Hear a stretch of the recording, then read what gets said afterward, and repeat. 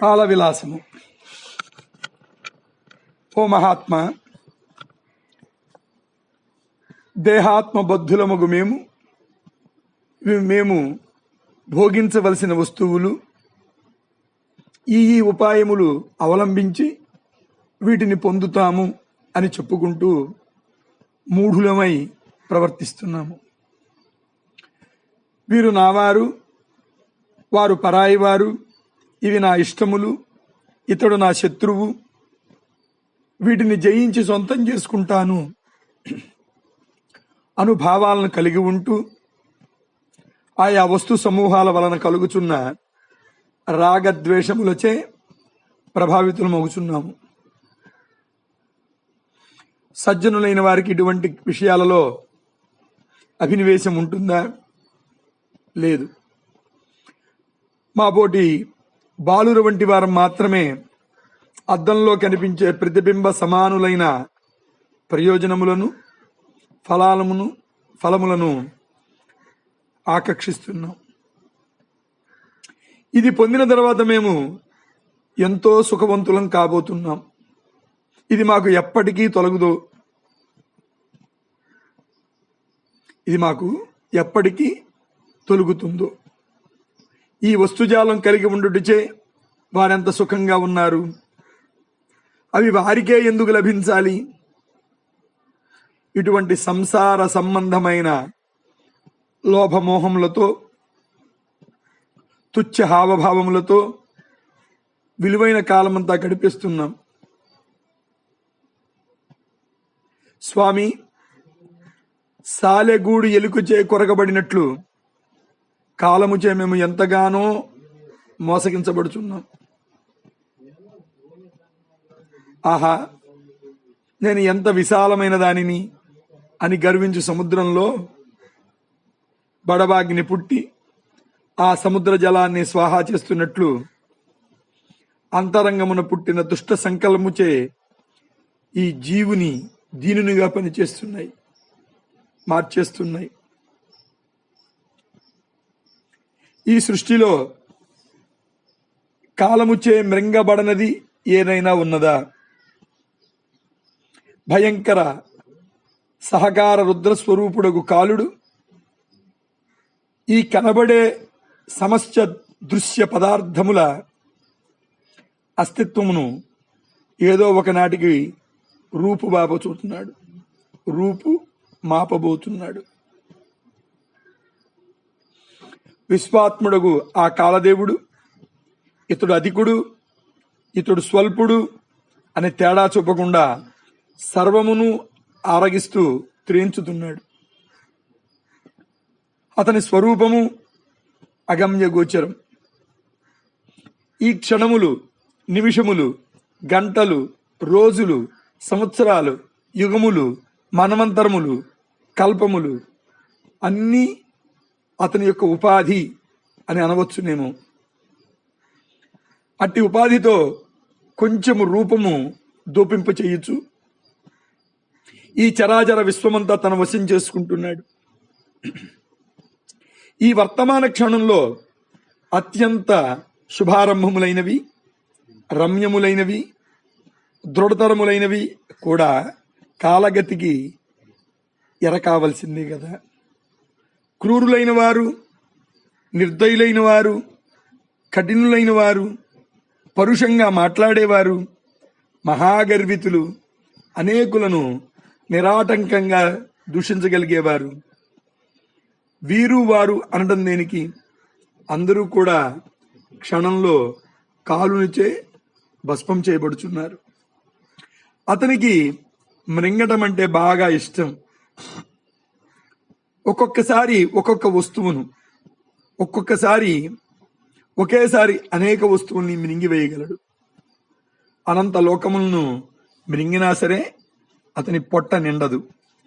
ఈ సంసార నృత్యమంతా చేస్తున్నది కాలము అని పిలువబడుచున్న అతడే. ఇదంతా సృష్టిస్తున్నాడు, కలిగి ఉన్నాడు, కలిగి ఉంటున్నాడు, మింగివేస్తున్నాడు. అతనికి అడ్డం ఎవరు? చిలుక దానిమ్మకాయను పగిల్చి లోపల గింజల్ని మింగినట్టు కాలుడు కూడా తన సంసార వ్యాపారము ద్వారా అనేక జగత్తులోని నానావిధ ప్రాణులను మౌనంగా చప్పరించి వేస్తున్నాడు. అభిమాన సమన్వితులకు ఈ జీవాత్మల సమూహమంతా ఒక మహారణ్యం అని అనుకుంటే దీనిని పెంచి పోషించి ధ్వంసం చేసే యజమాని కాలుడు.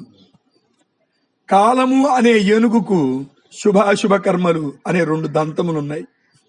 వాటిచే జీవ సమూహం చిగురుటాకుల విజ్ఞానం చేయబడుచున్నది.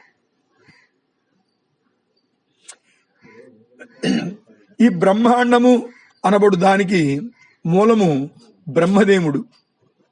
దేవతలే కర్మేంద్రియ జ్ఞానేంద్రియములే ఫలములుగా గల ఆ బ్రహ్మాండ వృక్షము స్వయముగా మాయ అయి బ్రహ్మమే ఉనికి స్థానంగా కలిగి ఉన్నది. ఈ గడుసరి కాలదేవుని విషయంలో మరొక చమత్కారం చెప్తాను వినండి. ఇతడు కార్యరూపంలో క్షణక్షణం భగ్నమవుతున్నప్పటికీ కారణ రూపంలో మాత్రం భగ్నుడు కాకుండానే ఉంటున్నాడు. ఒకచోట దహించబడుతున్నప్పటికీ మరొక చోట నిశ్చలుడై స్థిరంగా ఉంటున్నాడు. ఒక విధంగా కనబడుచు మరొక విధంగా కనబడకయే ఉన్నాడు. ఈ మనస్సు ఒక్క నిమిషంలో అనేక వస్తువులను, సంఘటనలను, రూపములను సంకల్పిస్తూ త్యజిస్తూ ఉంటుంది కదా. అదేవిధంగా కాలము కూడా అనేక జగత్తులను ఒకవైపు సృష్టిస్తూ మరొక వైపు మృంగివేస్తోంది. ఈ జగత్తుల ఆగమ నిష్క్రమణను గమనించినట్టి ఈ జగత్తుల ఆగమన నిష్క్రమణమును గమనించినట్టి ఈ జీవులు ఈ శరీరమే మేము, ఈ జగత్తుల ఆగమన నిష్క్రమణములను గమనించనట్టి ఈ జీవులు ఈ శరీరమే మేము, ఇది పుష్టిగా ఉంటే మేము కూడా పుష్టిగా ఉంటాం, లేకుంటే లేదు. ఈ శరీరంలో ఏర్పడే అనుభవాలు, దీనితో పాటు ప్రాప్తిస్తున్న సంబంధాలు వాస్తవము అను రూపం గల శరీర తాదాత్మ్యతాభావం పొందుచున్నారు. ఆ వస్తువే ఉన్న ఈ దేహముతో ఐక్యభావం పొందుతున్నందుకు ఫలితంగా కాలుడు వారిని నిరంతరం స్వర్గ నరకాదులందు తిప్పుచున్నాడు. ఆహా, ఈ కాలుడు తృణమును, బూడిదను, కొండను, ఆకును, సముద్రమును కూడా కబళిస్తున్నాడే. ఇతనియందు కౌర్యము, ఇతనియందు క్రౌర్యము, లోభము, దౌర్భాగ్యము, చాంచల్యము దట్టంగా వ్యాపించి ఉన్నాయి. పసిబాలుడు బంతులతో ఆడుకుంటాడు చూచారా? అతడు కూడా సూర్యచంద్రులతో ఆడుకుంటున్నాడు. ప్రళయ సమయంలో జీవులందరినీ నాశనం చేసిన వారి అస్తులను ధరిస్తున్నాడు. అతని చర్యలకు అడగిలించేవారెవరు? ఒకప్పుడు అతడు రుద్రుడు, మరొకప్పుడు అతనికి రూపమే ఉండదు. ఒక సమయంలో ఒక చోట సృష్టి, మరొక చోట సంహారం చేస్తూ ఉంటాడు. కాలము అనే వృక్షం నుండి దేవతలు, అసురులు అనే పక్వ ఫలములు నేలరాల్చున్నాయి.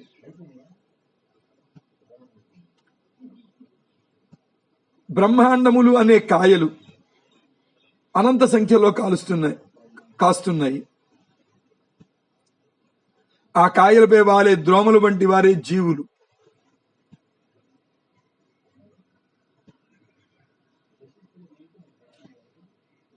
చిత్ ప్రకాశం యొక్క సత్తా అంటే ఏ శుద్ధ తత్వమైతే స్వసత్త కలిగి ఉంటుందో, కలిగి ఉండి తెలుసుకొనడానే ప్రకాశ స్వరూపముగా కలిగి ఉన్నదో, ఆ సహాయంతోనే కాలుడు ఈ జీవులు అనే రూపములను అవతరిస్తూ అనేక క్రియలు కల్పించుకుని వినోదిస్తున్నాడు. ఓ మహాత్మా, ఈ కాలుడు తుది మొదలు లేని అనిర్వచనీయ వస్తువు వలె వెలయుచున్నాడు. అతడు ఒక చోట కారు నలుపు వస్తువులను, మరొక చోట కాంతిమయ వస్తువులను, అతడు ఒక చోట కారు నలుపు వస్తువులను అంటే అజ్ఞానము, నైరాశ్యము, నిస్పృహ, నిష్క్రియత్వములను, మరొక చోట కాంతిమయ వస్తువులను అంటే సుజ్ఞానము, ఉత్తమ ఆశయము, ఉత్సాహము, క్రియాచాతుర్యము, ఇంకొక చోట శూన్యమయ వస్తువులు అంటే శుద్ధ సత్వమును తన యందు తానే సృష్టించుకుంటున్నాడు. తనదైన ప్రత్యేకమైన బాణిలో ఈ అనంత సంసారం యొక్క సారమైనటువంటి స్వకీయ సత్తా చే ప్రవర్తిస్తున్నాడు. వేలాది మహాకల్పములు ఎదురుగా గడిచిపోతున్నా అతడు ఖేదము గాని మోదము గాని పొందుటం లేదు.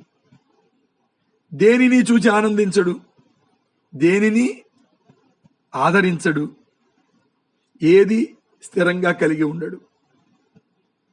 ఈ కాలం యొక్క స్థితిగతులకు ఆద్యాంతాలు ఎక్కడ?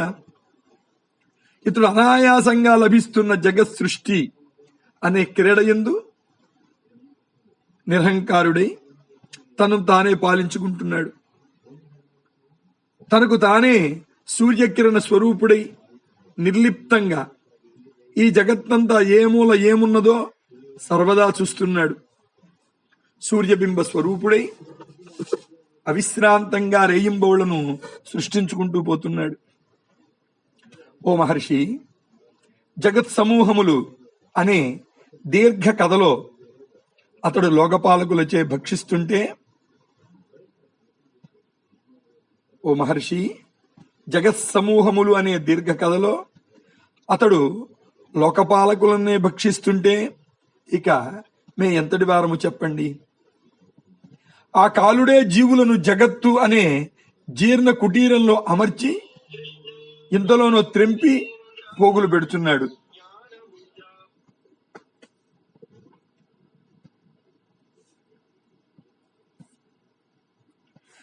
అత్యంత చపలుడై కాలగమనమును ప్రవహింపజేస్తున్నాడు. ఒకప్పుడు యవ్వనమునకు చంద్రుడు వంటి వాడై ఈ శరీరమును అలరించుచు ఇంతలోనే సింహరూపుడై అవే శరీరమును కరకరా నమిలేస్తున్నాడు. కల్పాంతము అనబడే ఒకానొక సందర్భంలో ప్రాణులన్నిటినీ సంహరించి అభావభావము అందు ప్రకాశిస్తున్నాడు. అట్టి అభావభావ స్థితి యందు ప్రవేశించినప్పుడు తన అధిష్టానమయ్యున్న స్వాత్మమందు అంటే పరబ్రహ్మమునందు రమించుతున్నాడు. ఒకప్పుడు శుభరూపంగాను, మరొకప్పుడు అశుభరూపంగాను, ఎల్లవేళలా అన్ని వేపులా మహాగోప్యంగా వెలయుచున్నాడు. అతన్ని తెలుసుకోగలిగిన వారెవరు? కాలము కంటే మహత్తరమైనది, బలవత్తరమైనది ఎక్కడా ఏదీ లేదేమో. మహర్షి విశ్వాత్మ, ఈ కాలము యొక్క విలాసం, ఇతని లీలలు అత్యద్భుతం. అతని పరాక్రమం అచించమైనది. పరబ్రహ్మం అనే చక్రవర్తికి, మాయా అనే అతని పట్టమహిషికి పుత్రుడు వంటి కాలస్వరూపుడు దీనులు మోహితులు అయిన ప్రాణులను క్రీడామాత్రంగా వేటాడుచున్నాడు. ప్రళయము అనునదే అతని ఉపాహారం. ఆ కాలరాజపుత్రునికి భార్య చండీ అని పిలువబడే కాళరాత్రి సర్వభూత వినాశిని అయి ఈ జగత్తులో సంచరిస్తోంది. ఈ భూమి అంతా ఆ కాలుని చేతుల్లోని పానపాత్ర. ఈ భూమి అంతా ఆ కాలుని చేతిలోని పానపాత్ర. మహాదేవతలే ఇతనికి ఆహారమవుతూ ఉండగా, ఇక స్వల్పమైన ఆయుష్ గల మా మానవుల మద గర్వాలు ఎంతటివి చెప్పండి. ఆ కాలుని ధనస్సు నుండి నిరంతరం దుఃఖకారకములైన సంహార ధ్వనులు వచ్చిపడుతూ ఉన్నాయి. కానీ మూర్ఖులకు అనేక మంది జనులు మాత్రం అదంతా పట్టించుకోకుండా పక్కవారి కంటే మేము అధికులమేనా, మాకు గొప్పదైన వస్తుజాలం లభిస్తోందా అని సరిచూచుకుంటున్నారు. అట్టి క్షుద్రజీవులమగు మమ్ము అతడు సర్వదా చమత్కారంగా వేటాడుచున్నాడు. క్రియాస్వరూపం కృతాంత విలాసము. కాలము యొక్క ఉపాధి భూతమే క్రియ. కాలము యొక్క ఉపాధి భూతమే క్రియ.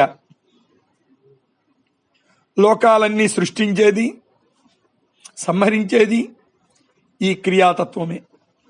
దీనినే దైవము అని కూడా అంటున్నారు. ఈ క్రియాస్వరూపముననే వేదజ్ఞులు కృతాంతుడు అని సంఖ్యచే పిలుస్తుంటారు.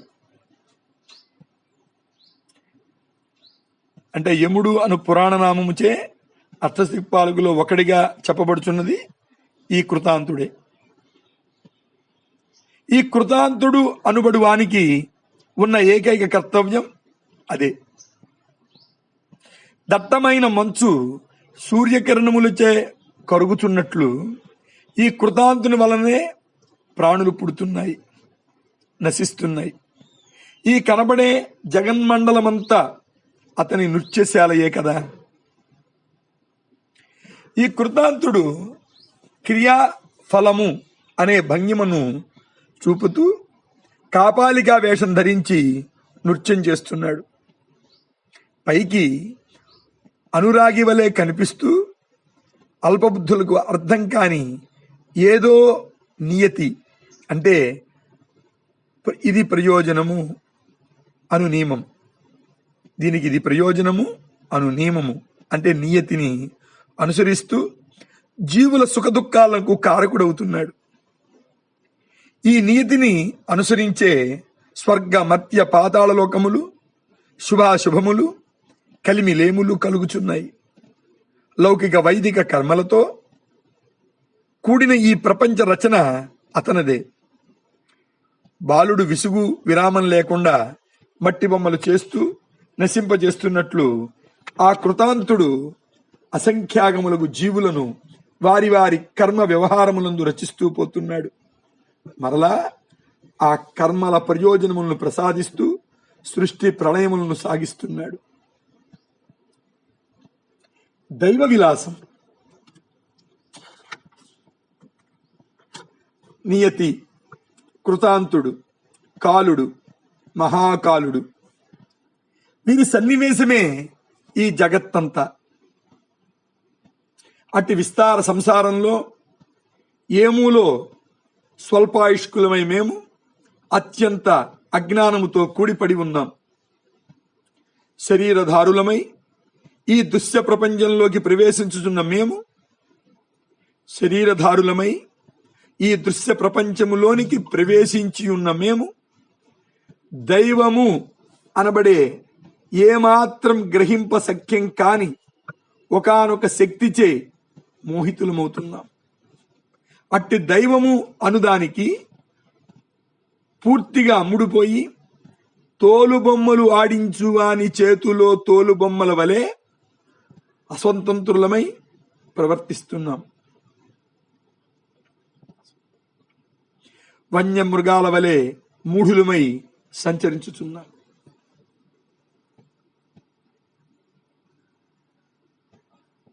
దుష్టచరిత్రుడకు కాలుడు సంహరించుట అనే కార్యమునందు నిమగ్నుడై మమ్మల్ని నిరంతరం అనేక ఆపదల పాలు చేస్తున్నాడు. ఇక మేము తరంగాల వెంట పైకి క్రిందకు తేలియాడుతూ కదులుచూ ఉండే కొయ్యవలే కాలప్రవాహంచే దాని ఇష్టమును అనుసరించి దొర్లించబడుతున్నాం.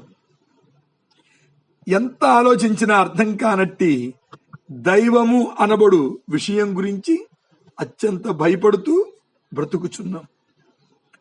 మేము కల్పించుకున్న మా దురాశలే మమ్మల్ని అగ్నిజ్వాలల వలె దహిస్తూ దైవము అనే దానికి దాసోహం చేయిస్తున్నాయేమోనని అనుమానం.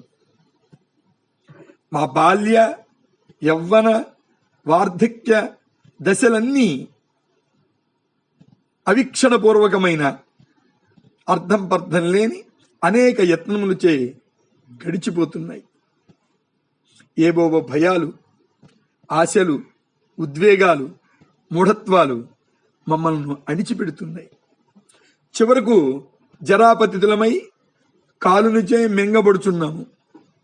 ఈ కాలునకు ఉచితానుచిములెక్కడ? సద్గుణుడు దుర్గుణుడు కూడా అతనికి ఒక్కటే. మా దౌర్భాగ్యం గమనిస్తున్నారా మునీంద్ర?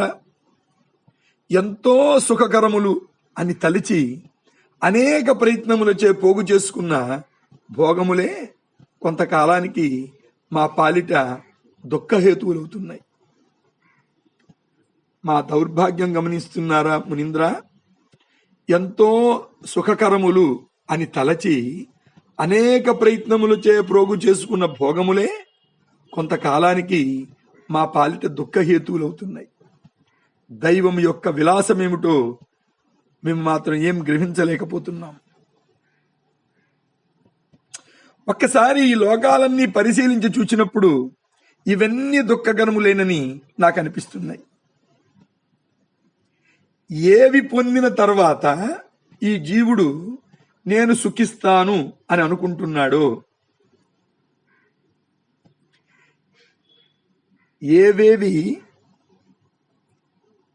ఏవేవి పొందిన తర్వాత ఈ జీవుడు నేను సుఖిస్తాను అని అనుకుంటున్నాడో అవన్నీ లభించిన అతడు ఏ వాస్తవమైన సుఖమును పొందకయే పోతున్నాడు.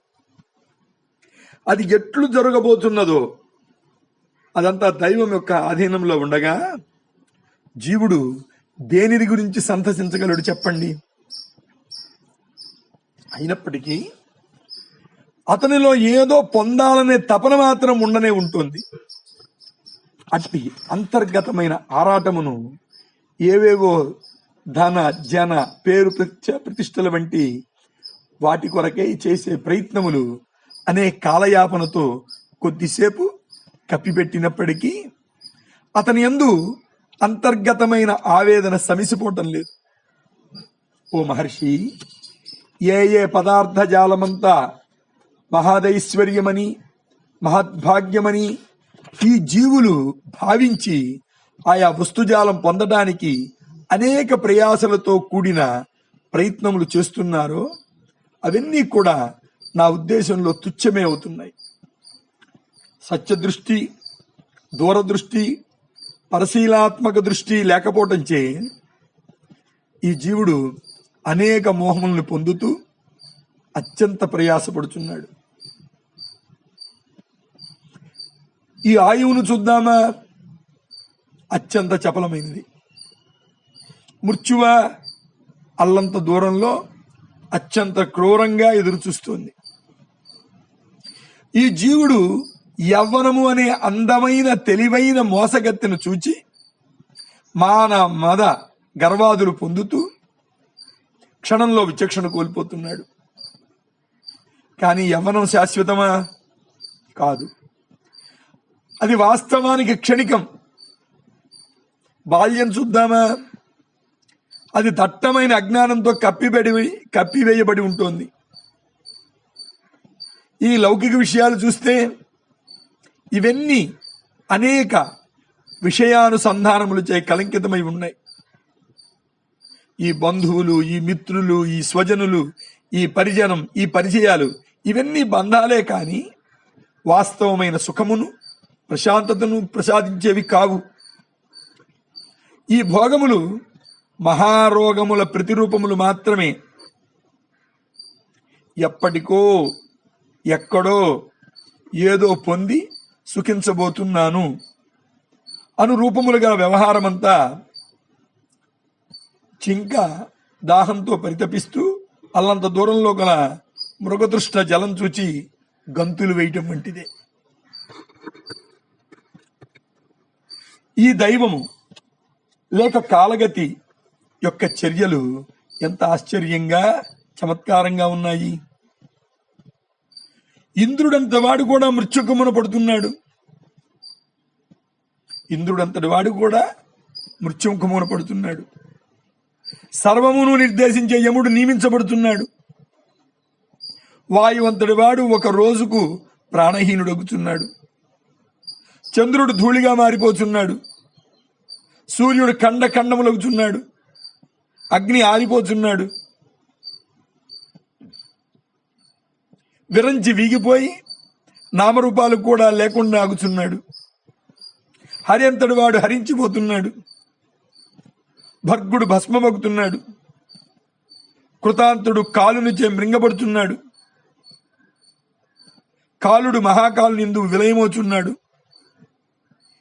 ఏ అనివార్య నియతి దుస్సావహమై ప్రవర్తిస్తోందని అందరూ అనుకుంటున్నారో అట్టి నీతి కూడా విలయించిపోతోంది. ఆకాశమే నిరాకాశమై వినాశనమవుతున్నది. ఇక తుచ్చ శరీరధారుల మగు మాబోటి వారి గురించి ఏమని చెప్పమంటారు? మాకు ఆలంబనం ఎక్కడిది? ఏ మహాత్మా, ఇదంతా చూస్తుంటే నాకు ఒక్కటే అనిపిస్తోంది. అచింత్యమైన శక్తి రూపమగు అజ్ఞానమూర్తి ఏదో ఉంది. అట్టి అనిర్వచనీయమగు తత్వం వినుట గాని, చూచుటకు గాని, మాట్లాడటం గాని ప్రాప్తమయ్యేది కాదు. అయ్యది ఈ చక్షువులు మొదలైన సర్వేంద్రియములకు అగోచరము, అలభ్యము. అట్టి మహత్తర అజ్ఞానమూర్తి తనంతట తానే తనయందు తన మాయచే స్థూల సూక్ష్మ భూతములతో కూడిన విశ్వమంతటినీ కనబడేటట్లు చేస్తుంది. ఆ మహాద్భుత అజ్ఞాత వస్తువును అధిగమించేదేది ఈ ముల్లోకాలలో ఎక్కడా లేదు. అది ఏ అహంకార రూపమున సర్వత్రా వెలయుచున్నది. ఆ పరమ వస్తువుచే నిర్దేశించబడుట చేతనే సూర్యుడు ఆకాశంలో ప్రభావిస్తూ రాత్రింబవుళ్ళు నిర్మిస్తున్నాడు. ఆ పరతత్వ ప్రభావం చేతనే అనేక జీవ గుణ ప్రదర్శనములచే ఆశ్రయించబడినట్టు ఈ భూగోళం ఉనికి కలిగి ఉంది. అది ఏ జ్యోతిశ్చక్రమును అంటే నక్షత్ర మండలమును అవేష్టించి నడిపిస్తున్నది. ఆ పరమపురుషుడు మనస్సుకు వాక్కుకు అతీతుడై సర్వదా సర్వమై అత్యంత మౌనస్వరూపుడై ఆయన తన తలుపులతో సంకల్ప మాత్రం చేతనే స్వర్గమున దేవతలను, భూలోకమున ఈ మనుష్యులు, పాతాళలోకమున పాములు ప్రతిష్టమవుతున్నాయి. దురాచారి అయిన మన్మధుడు కూడా ఆ ప్రభు యొక్క అనుగ్రహం చేతనే బలిమిని సంపాదించి ఈ లోకాలను ఏలుచు తన పరాక్రమం ప్రదర్శించుచున్నాడు. లేకుంటే అతడు వసంత ఋతువులో పుష్పభరిత ప్రకృతి సమానుడై మనసులను చెలింపజేయగల వాడవుతాడా? చిత్రం. ఈ విధంగా ఆ అప్రతిహత అజ్ఞానమూర్తి నుండి శక్తిని పొందిన మన్మధుడు తన దుశ్చర్య ప్రభావం చేత మహావివేకులను కూడా ప్రియంగనల వేళ్లను కుచ్చెళ్లను చూచి చిత్తభ్రమ పొందేటట్లు చేస్తున్నాడు కదా. స్వామి, ఎవరైతే పరోపకార పారాయణులై ఉంటారో ఇతరుల కష్టములు తమ వంటివేనని అనుకుని పరితపిస్తారో, బుద్ధి బలం చేత తత్వజ్ఞానము సంపాదించి స్వాత్మయందే రమిస్తూ ఉంటారో అట్టి మహనీయులే ధన్యులు. వారే ఈ మాయా జగత్తునందు ఉత్తమమైన సుఖమును పొందుతున్నారని నాకు అనిపిస్తోంది. ఇక మిగతా వారి విషయం అంటారా? వారి వలన వారికి గాని ఇతరులకు గాని కలిగే లాభమేమున్నది చెప్పండి? ఈ మనుష్యులలో అనేకులు మోహం చేత జీవనము అనే మహారణ్యంలో చిక్కుకున్నారు. అనేక స్వకీయ కల్పనలచే, దురాచారములచే వేధింపబడుచున్నారు. ఓ మహర్షి, ఈ జనులంతా మరలా పుడుతున్నారు, చచ్చుచున్నారు, అనేక కర్మలు ఆచరిస్తున్నారు. స్వల్ప లభ్యములచే, స్వల్ప ఆశలచే, స్వల్ప క్రియలచే మరల ఆయుర్దాయం వ్యర్థం చేసుకుంటున్నారు. వారు కోలుకునే ఫలములన్నీ చివరికి వారికే ఉరితాళ్లుగా పరిగణిస్తున్నాయి. మూర్ఖపు కార్యక్రమములను ప్రారంభించి వాటి నుండి ప్రాప్తిస్తున్న ఫలముల నుండి మరికొన్ని కార్యక్రమాలు స్వీకరిస్తూ ఈ విధంగా అనేక సార్లు చూచినదే చెయ్యుచు జన్మ పరంపరలు గడుపుచున్నారు. ఈ దుఃఖములకు అంతూ పొంతూ ఉండటం లేదు. అయితే వివేకులు జ్ఞానులు అయినట్టి వారికి మాత్రం అవిద్యాజనితమైన సర్వ కార్యకర్మములు వాటి ప్రయోజనములు తుచ్చంగానే ఉంటున్నాయి. ఈ ప్రపంచంలోని అమాయక జనుల యొక్క సంచార వ్యవహారమంతా గమనించారా మునీంద్ర? నేడు ఈ ఉత్సవం, ఇప్పుడు ఈ ఋతువు, ఈ రోజు ఈ ఊరు పోవాలి, ఆ రోజుల్లో యాత్రలు చేయబోతున్నాం, ఈ నా పిల్లల వివాహాల కోసం వేచి ఉన్నాను, వీరంతా నా బంధువులు, ఇది సుఖం, ఇది సరదాలు, ఇవి సరదాలు, ఈ విరామ సమయంలో ఈ ఆటలు ఆడుకుంటాం, ఈ విషయభోగాలు మేం పొందాలి, వీరి వల్ల నాకేం లాభం ఇత్యాది మిథ్యా కల్పనలన్నీ కల్పించుకుంటూ